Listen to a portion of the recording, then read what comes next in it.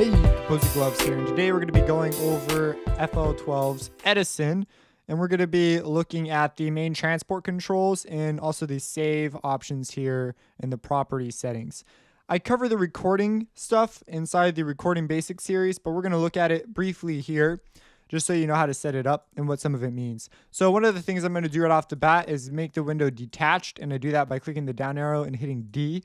So let's talk about this. So first we have a loop option. The loop option will simply loop the region I have selected. So to select a region, well, to put down a playlist marker period, you double click, and this is not a selection, this is the playlist marker. So if I hit play, and as you see, play and stop, pretty self-explanatory. If I want to select a region, I double click and drag. Let me mute my monitors. And I'm able to scrub through my region using the scrub tool. And all you do is simply click and drag, and that's how that works. And the loop will simply loop the region. So that's how that works. We have a slave icon here. What this does is it will link the, let's deselect this.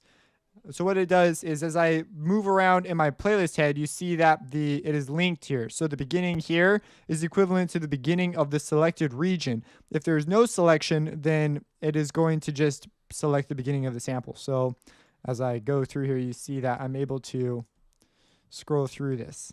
That could be really useful if you're trying to sync it up with your song. Maybe you've recorded something. So really cool. So that's what slave does. Up next, we have record. So when record is enabled, it will record whatever input is coming into it. And there's a couple different modes. We have now, on input, input, and on play. So now it will just begin recording. As soon as we hit record, you see it records regardless of whether or not we actually have something there. And we have on input, which will record as soon as it receives a signal that exceeds the threshold. So we have a threshold here, and we're able to select it with this green line. So as soon as we give it something greater than this green line, it will begin recording. And you can select the threshold by simply clicking and dragging on the meters over here. You can turn off the threshold display by clicking this little threshold display icon down here. This is also useful for doing noise gating and other such fantastic effects. We'll look at that a little bit later. We have an append button, just appends your stuff. And we also have on play, which will record when you hit play. So, and it's important to note that this record function is separate from this record function in FL. So this has to do with like the mixer and recording like automation movements and stuff like that. All right. So let's go over here. We have an option here to record up to a file size. So we can record up to 1 gigabyte forever and up to 60 minutes. This, if you're going to go above, like, I don't know, I guess I wouldn't give you a limit. But if you're going to record for a long time, then I don't recommend using Edison. I recommend using the playlist because this has not been optimized to record for long periods of time. It stores everything in RAM. If you decide to make edits in here, it will suddenly make there be a lot more data. That could just really mess up your computer to really slow it down. So that's what these controls here do. A quick feature that if you didn't know, you can click this little speaker here. And it's not part of the name. It will mute Edison. So pretty cool. If we click somewhere else, it will also show you that it's not selected, that your keyboard's not focused on it because this panel right here is now flat. But if we click on it, you see that we get a little icon indicating that this is currently selected. So if we hit keyboard shortcuts, it will activate upon Edison. So let's go over these settings over here real quick. We have save. So we are able to save, load samples, save samples, export regions, export display. So you can export it as a PNG or a JPEG, I believe. And we also have export regions, which sampler use, I believe, just keeps the root note with the sample file. It's kind of cool. We have an about, tells you all about it. Woohoo. Who made it, all that stuff, and what they're using apparently. And we also have the recent stuff we've loaded up in here. So maybe you loaded something up by default or something that you didn't mean to load up, but you can come back in here and undo it instead of having to go through the browser and find it, which can be pretty handy. And we also have a settings. So if we go into settings, we looked at this before, but we have piano keyboard preview. So we've looked at playing with the play button, but you can actually play it with your keyboard. So if I were to hit a note on my keyboard, and I think I can't do it while that's open. There we go. I hit this. I'm hitting notes and it is playing. Then right now it's transposing them because of the setting I have. So let's go ahead and put it on the setting auto. And right now, it's playing it. As soon as you hit another key, it's going to cut out whatever you're currently playing because it's triggering a slice that's not there, or a region. So if we add more regions, and you can insert a region by clicking and dragging, and then hit Alt-M, and we'll just put this as new. And so now when I hit a C, it's going to play this sample. When I hit a C sharp, it's going to play that sample.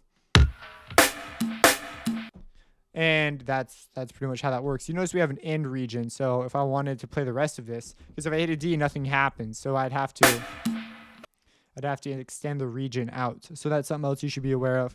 So if we come in to settings again, we can instead change it to, well, it slides preview is basically what this is right here. And then we also have note preview. And if we do note preview, I believe auto is if there's no regions, it will automatically pitch your sample. But if it's not, if you have regions, what you can do is you can select a region by control clicking on a marker, and now you can play that as an instrument. So a pretty cool way to get creative. Amongst other options we have here are ones that I very rarely touch. Slave playback to host, so it's going to be linked up to how the master playback is behaving. And we can ignore own selection, and we can ignore the host selection. This has to do, sometimes, this is something that happens in Newtone too. Sometimes you're going to be like, have a selection over here, and you're going to have a selection in here, and it's going to have to pick one of the selections to playback, you know? So that just allows you to select which selection is being selected. This is not an issue here very often. Like, I've never had an issue with this, but I do come across this in Newtone. So if you want to see it in action in Newtone, I actually pull out stuff and sync them all together. You can go check out that in Newtone. And I believe it's in this exact same series, the FL12 effects series. And then we also have a properties tab. You can hit F2, or you can click right here, and it will bring up a couple options. We're able to change the floating point or integer, and we also can go from mono to stereo. If we hit F2, it'll bring up the ability to title it, to add comments, the sample rate. We're able to change the sample rate. Let's say we want 88.2. We're able to change it there. We can, and we'll resample if you want it to take effect. You can actually select in here. Quite interesting things. Format, stereo. Now, changing this, you can only go down to 16-bit. You can't go down like any lower. The tempo and select beats can become important when you want to stretch or align something to the grid. Giving it this information will allow it to do its job. And we also have sampler. So this is where you can set the note that you want it to trigger and give it a range as well. And that's pretty much that. So that is the properties, the settings, and these master icons up here. If you have any questions, let me know. Subscribe and have a blessed day.